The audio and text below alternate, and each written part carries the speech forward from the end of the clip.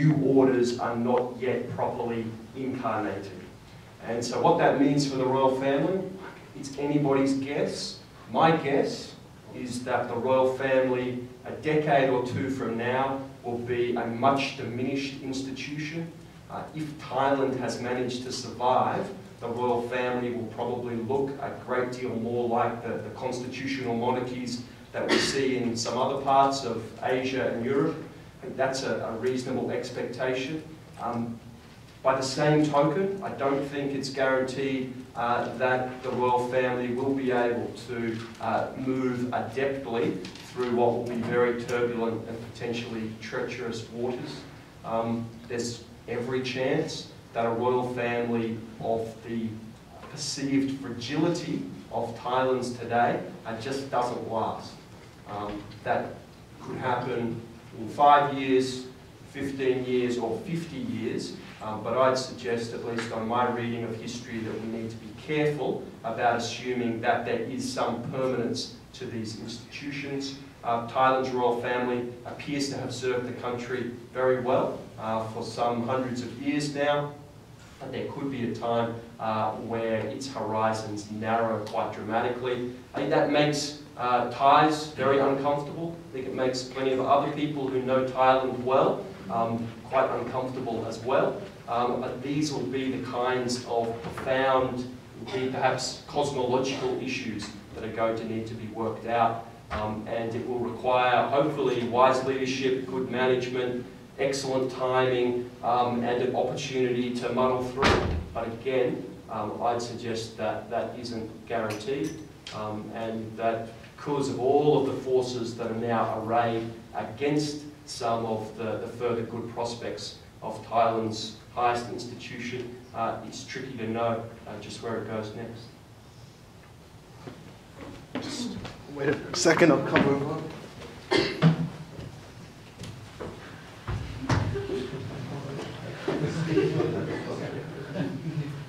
John, I'm just wondering, is a smooth royal succession more likely to occur under a military regime than it would under civilian government in the way things are at the moment? And if so, might that influence the General's approach to a return to democracy and the timetable for it? I think General Prayut is extremely respectful of the monarchy. He sees honouring the monarchy as a top priority, and I think he sees continuing the lineage a top priority, and maintaining the centrality of the monarchy as the key institution of state. I think that is laid out in his head, and I think we've seen the Crown Prince, how shall I say, ponying up to it lately. He's been playing a very prominent role in cooperation with General Prayut, and in the absence of his father being able to really get around to do it. So I think that is a very strong indication of where things are going. Just on that though, my guess is if a Thaksin Shinawatra-aligned government were to be in charge at the moment that the palace succession was occurring, then we would see as ostentatiously royalist efforts on the part of a Thaksin Shinawatra-aligned government as we would from a government aligned with the military or others. My sense is that at that level, nobody's really prepared when it comes down to it. There may be some rhetorical flourishes on the margins, but when it comes down to it, everybody expects that security of the monarchy will lead to the security of whichever government might be in charge.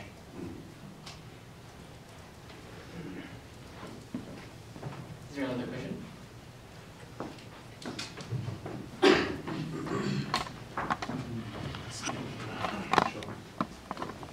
Thanks, Emily. So probably this question is mostly directed to Nick, because based on that graph that you showed of of when successful coups and rebellions had occurred in the past, there are a couple of breaks, and you did kind of hint at touching on the importance of the break from 1985 until recently, and the fact that there haven't been that many unsuccessful coups since 1985.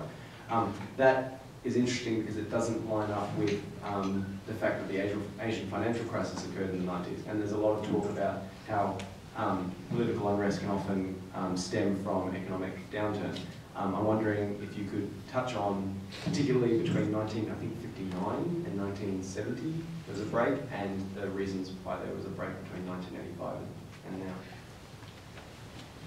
Great. It's a great question, Garrett, and I'll just deal with it reasonably abruptly, if I may. That first period that you've indicated, where there was something of a break, is intriguing because it was a break defined by an entrenched series of military dictatorships. And so you had something like unbroken military rule from the late 1950s right through until the 1970s. It's a period when other political forces were very much on the run. It's also a period when Thailand had a hot insurgency. So the Communist Party of Thailand was a really big deal and fought ferociously against some of these institutions that we're talking about here this evening. That now seems like ancient history, but it's really not. You still get old Communist Party of Thailand folks wearing their uniforms, coming out on the streets in Bangkok for various political purposes. Does anybody want to guess what the most recent mobilisation of old Communist Party of Thailand members was on the streets of Bangkok? Happened incredibly recently. Who do you think they were marching in support of? No? Any other guesses? King. The King. Thank you very much. Again, I think that's indicative of all kinds of just profound and interesting and bamboozling stuff, okay? And it's difficult to put all that together, but it happens. The most recent period, Garrett, appears to have settled into a pattern where those who have the wherewithal to launch a coup only do so when they are utterly confident of success. Precisely how they calibrate that, I'm not sure. I guess John might have a certain sense of Thailand's military culture that most of us haven't been exposed to, and there is, I'd anticipate, something about the recent successes, that's the three most recent coups, that means that future coups will play by similar protocols, I think, to use John's word. And that's really important, and that helps to define what I've tried to call the Thai coup culture. I think what we've now got in place is something that, at least under the current configuration of power, allows those who are in the top military roles to be pretty confident that things will go in their favour if they're forced to pull the trigger. On the Asian financial crisis, I'd just like to say that coups are one instance in which we see political turmoil and political change. 1997, the year of the Asian financial crisis in Thailand, also saw significant change, but it was change within the mechanisms that existed at that stage through compromise and through formal legal mechanisms, and led to the adoption of the 1997 Thailand Constitution, which introduced some very significant institutional reforms in Thailand, reforms that would have been unlikely without that crisis and the pressure that it created. These included much stronger entrenchment of rights and provision of mechanisms for enforcing those rights, but also, very importantly, creation of many oversight mechanisms, including new courts, but including also many independent agencies whose purpose was to target corruption. I guess the only other thing I would say is Nick's comment on the 1991, 2006 and 2014 coups following similar moulds. I think in many ways the 2014 coup departed from the mode really of post-1970 coups. So following the 2014 coup, we've seen a much longer break between the coup and the adoption of the interim constitution than that which we've traditionally seen in Thailand. We've seen much slower formal royal approval than we usually see in Thailand, and we've seen much less commitment to a date for elections than we've seen in the other most recent coups. So these are all significant departures from the recent trends in coup making and post-coup responses that perhaps do not bode well for an immediate or near-term return to democracy in the country. There's a question in the middle.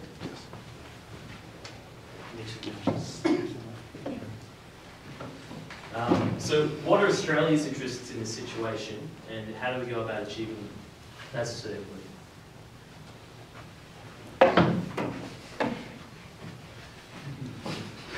Well, I addressed them in part in my presentation, and I think it's in Australia's interests that ASEAN works and that Thailand is a functioning, flourishing democracy in that context.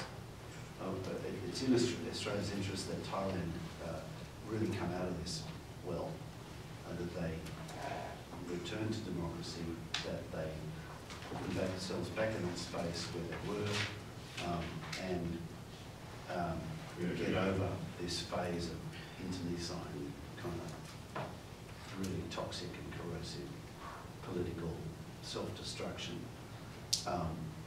And so that's, I think, what's uppermost in the minds of Australian policymakers.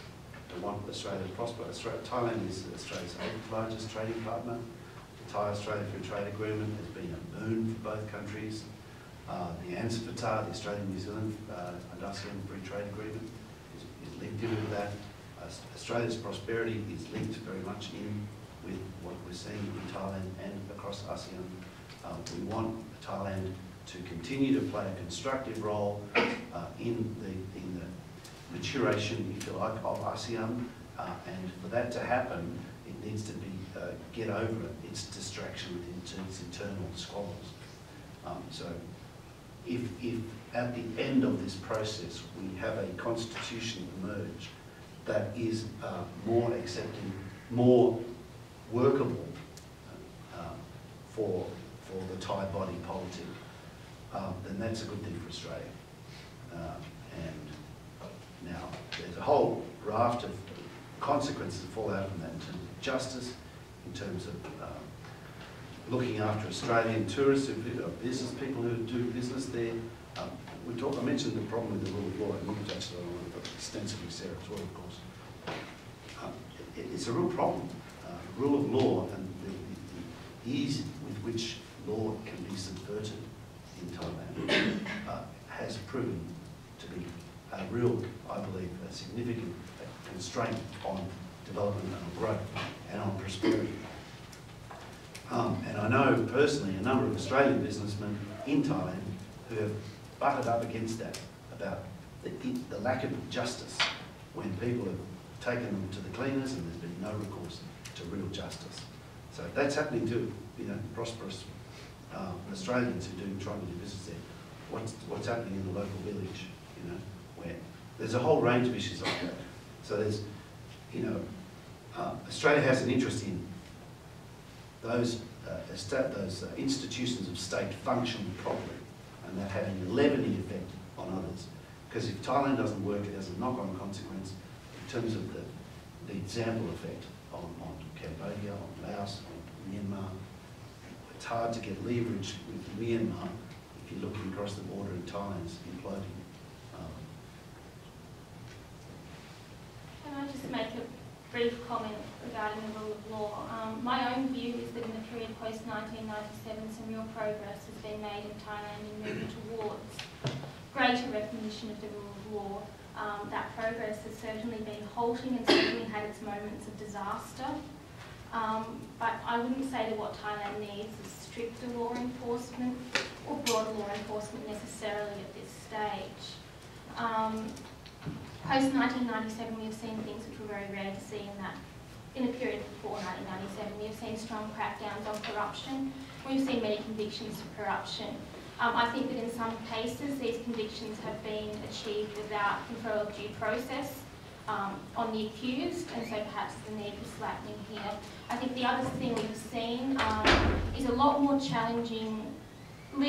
legal challenges being brought to major development projects. And certainly this has often had an adverse impact on investors, particularly in the context where the courts handling those claims are mostly the administrative courts, which are new courts which were created in 2001, and which I think are still really struggling to find their place and to find the balance in how they execute their role. And so there have certainly been some instances in which projects have been stopped which perhaps shouldn't have been stopped, projects which followed due process and had proper approvals. But there has also been, because of this potential, better protection for the rights of communities who might be impacted by those projects which haven't followed those processes. And sometimes establishing that at an early stage in a case, at an early stage in a dispute, is very difficult. So there will always be mistakes. At the moment, more mistakes than there should be, but I think generally moving in the right direction if given time to develop the expertise and to develop the balance that perhaps comes with experience. What does Australia have at stake? I think probably here and now, relatively little, notwithstanding all of the good things that John has thrown onto the table.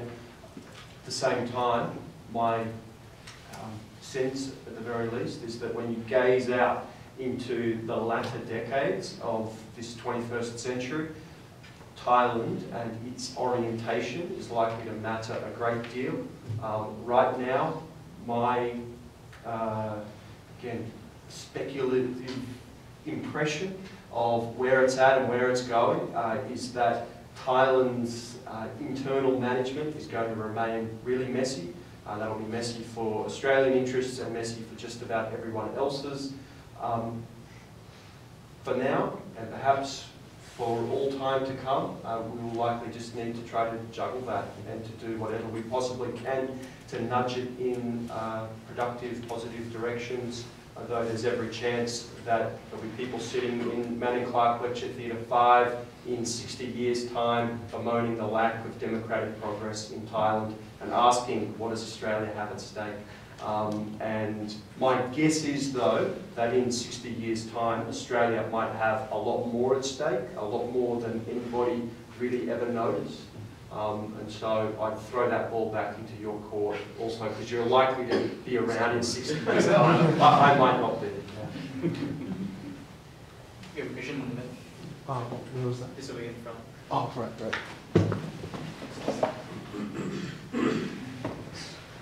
Hi, I want to ask about the role of the urban middle class, particularly in Bangkok, in Thailand's democracy. How influential is the Bangkok middle class in preserving key democratic institutions in recent times? Or perhaps do they pose some threat to Thai democracy due to dissatisfaction with some elected regimes like the ASEAN and the US?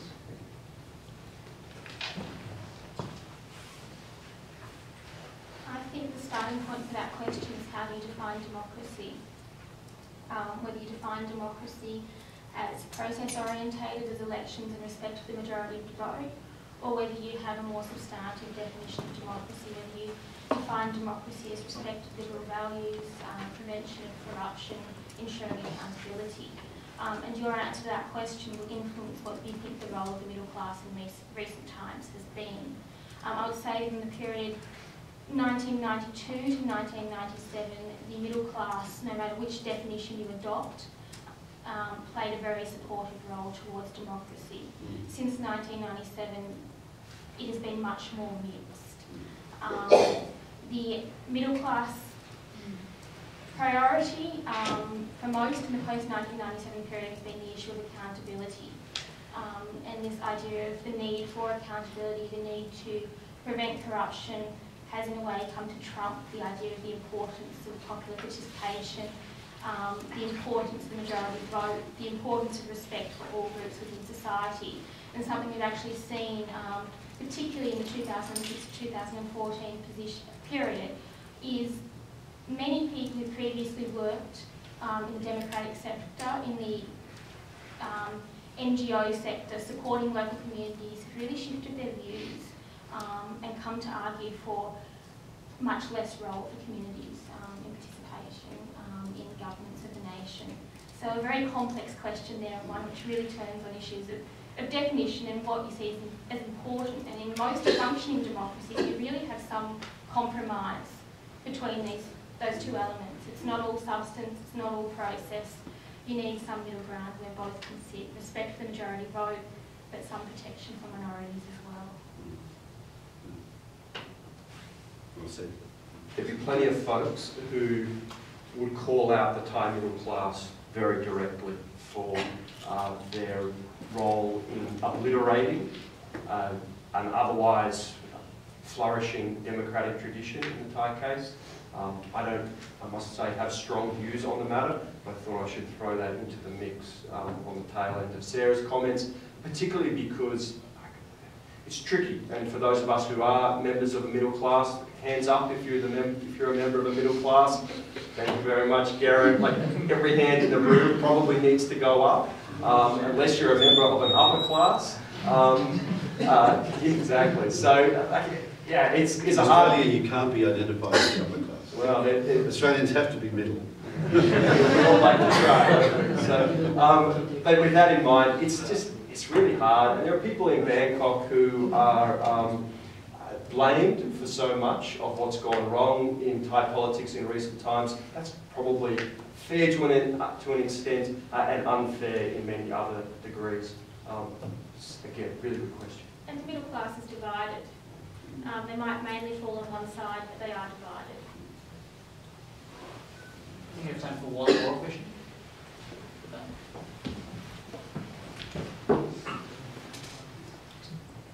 Hi, what do you think would be the prospects, given the recent events? What would be Thailand's orientation towards more bigger powers, its relations with more Western democratic countries like US, and I guess like China?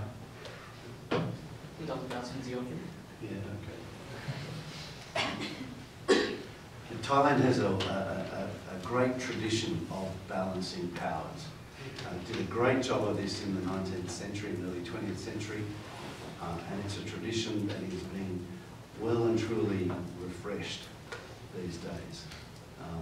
And we've seen that in Thailand's endeavours to maintain its treaty ally status with the United States, while providing every opportunity possible for ties with China to be fostered, as well as economic security and other ties to be fostered.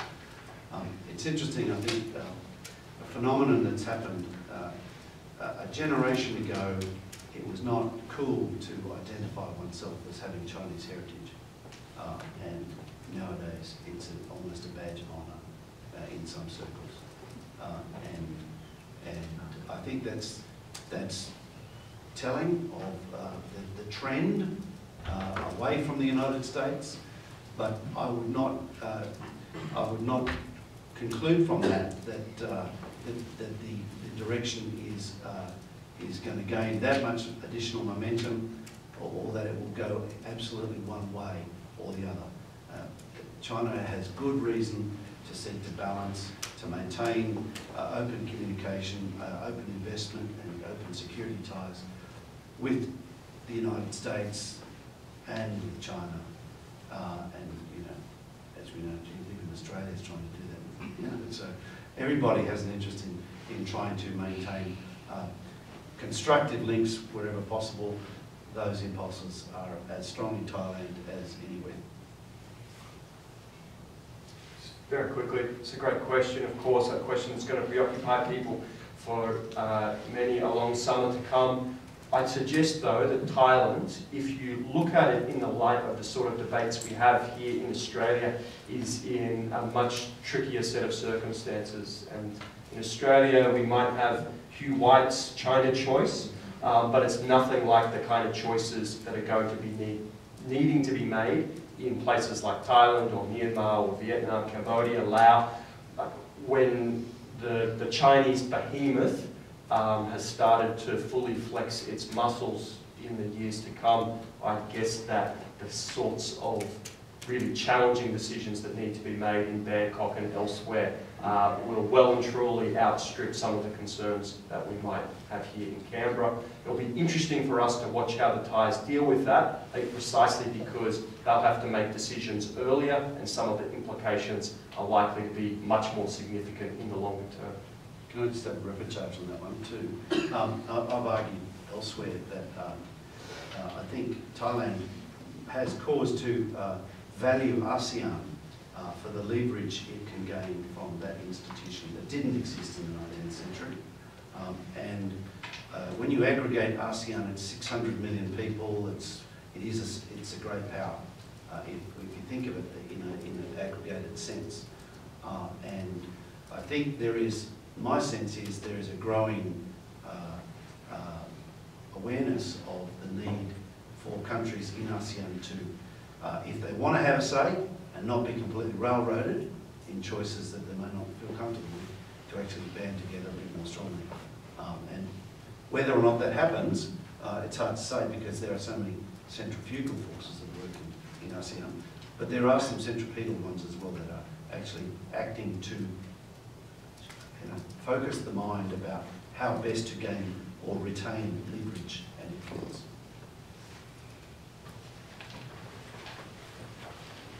Well, that wraps up our Q&A session. Thanks for the penetrating and astute questions that you guys have come up with. Really good discussion I think you've come up with today.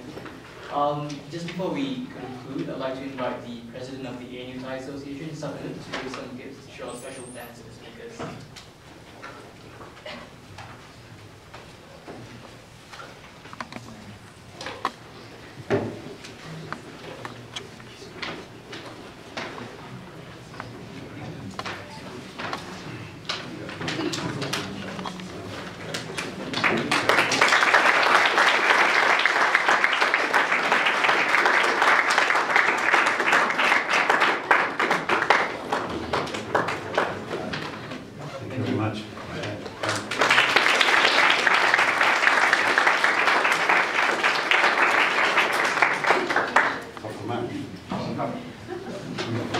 I'll just... Thanks for everyone coming. We'll be serving refreshments on the landing platform and enjoy your day.